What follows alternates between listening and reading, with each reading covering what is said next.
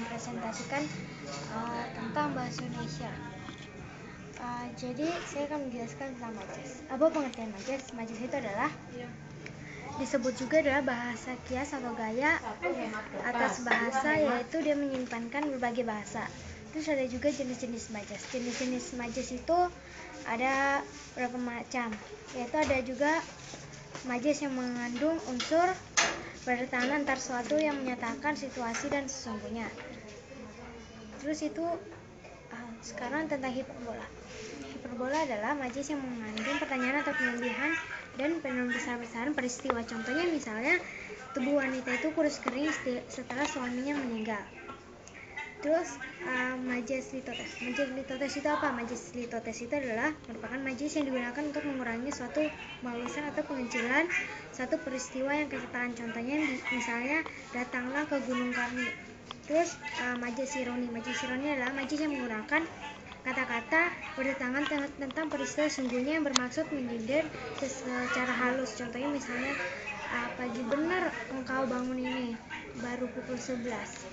Sedangkan akomodasi itu majas yang menyatakan sesuatu melalui dua pertanyaan bertentangan. Misalnya contohnya itu adalah yang tetap dalam hidup dan perubahan.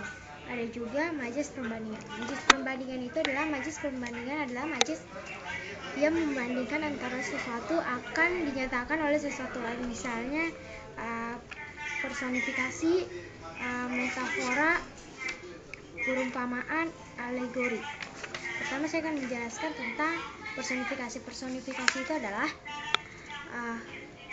majas yang membandingkan benda-benda mati dan manusia. Benda-benda mati disebut juga seolah memiliki sifat seperti manusia. Contohnya misalnya patah pisau itu tak berkedip menatapmu. Terus seorang misalnya contoh majas yang menyatakan sesuatu sebagai hal perbandingan. Contohnya misal dia baru ketika raja setelah bersinar cerah. Terus ada juga majas bertautan. Majas bertautan itu merupakan majas yang menautkan dan menghubungkan antara sesuatu dengan sesuatu yang lain. Misalnya metonomia. Metonomia itu dapat diartikan sebagai pengertian yang sama digunakan sebagai pengertian yang lain. Contohnya misalnya kemarin dia membeli Kartini di toko itu, atau Kartini merupakan nama majalah. Terus ada inversi. Inversi itu adalah majas yang dalamnya terdapat pengubahan sesuatu kalimat. Misalnya contoh malam ini ialah subjek, sepi project. Terus sepi juga project, malam ini subjek. Terus juga ada majas perulangan. Majas perulangan misalnya aliterasi. Aliterasi itu adalah majas yang bermulanya mempunyai bunyi yang sama. Misalnya lelaki tua putra Madura. Terus darah damba daku datang dari danau. Terus ada juga atas katis.